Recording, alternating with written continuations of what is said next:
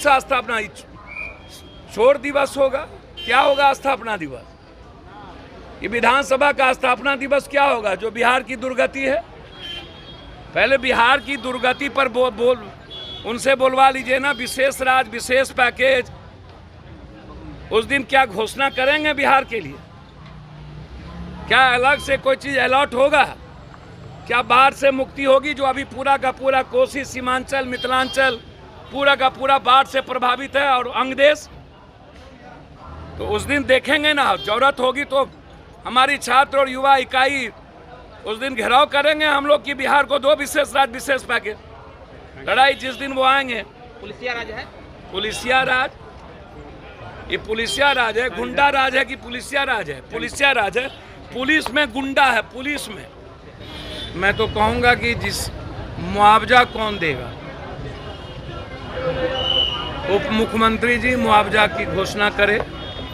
जिसके घर टूटे हैं, जिसका आशियाना समाप्त हो गया, उसको मुआवजा दे बिहार सरकार।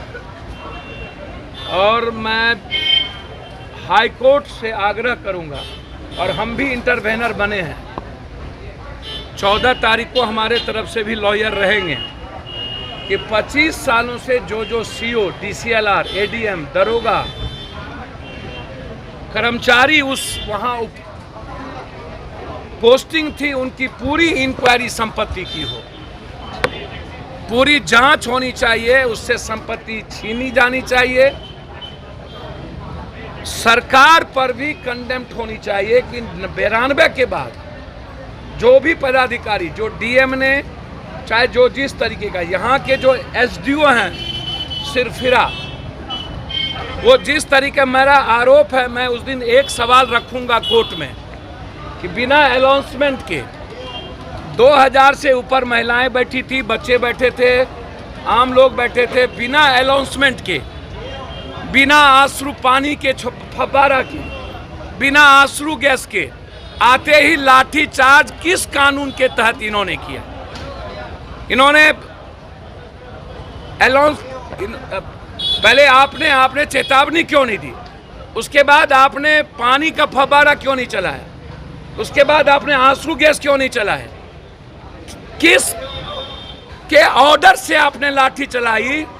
इसके लिए हम लोग केस करेंगे कोर्ट में एसडीओ, डीएसपी पर। यहाँ के टाउन डीएसपी और कुछ लोग ज्यादा मन चले हो गए हैं, ये सबको एक घाटी में समझते हैं कि डर जाएंगे।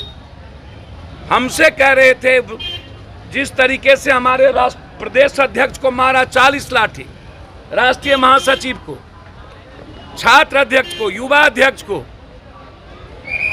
हमारे कई साथी घायल हुए, और आते ही महिलाओं पर लाठी चार्ज कर दिया।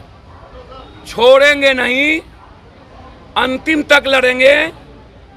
बिना किसी सीआरपीसी कानून के तहत लाठी चलाया, आनन फानन में नेपाली नगर के सारी जिंदगी के सपने छीने हैं। जब तक वसूलेंगे नहीं तब तक लड़ेंगे, और हम डिमांड करेंगे कि सारे अफसर से पैसा वसूल के पब्लिक को दिया जाए।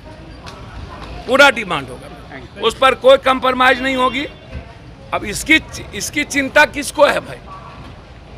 कोई चिंता इसकी ही इस कंट्री में है। आ रहे हैं नरेंद्र मोदी जी। लालू यादव से मुलाकात की है, उनका सेहत कैसा सेहत है सर? क्या अब भैया, हम इतना ही जानते हैं कि उन्होंने हमसे हालचाल पूछा। पेन उनको ज़्यादा है, बट नेचुरल है। इस उम्र में 3 जगह फ्रैक्चर हुए, और मैं उम्मीद करता हूं कि उनकी स्वास्थ्य के साथ उनकी उपस्थिति नाम मात्र देश के राजनीतिक संकट के बीच होना आवश्यक है। और वर्तमान समय में जब कई सारे विरले नेता कंप्लीट रूप से, जिनकी भूमिका इस देश के सामाजिक सोशल जस्टिस या जेपी लोहिया गांधी के विचारों पर चले। बहुत सारे लोग, चाहे रामविलास जी हों, बिहार के शरद जी हों, बहुत सारे लीडर जो रहते हुए भी राजनीतिक रूप से अलूप हो गए, कुछ लोग नहीं हैं। उस वक्त लालू यादव जी का हम सब के बीच में रहना बहुत ही आवश्यक है।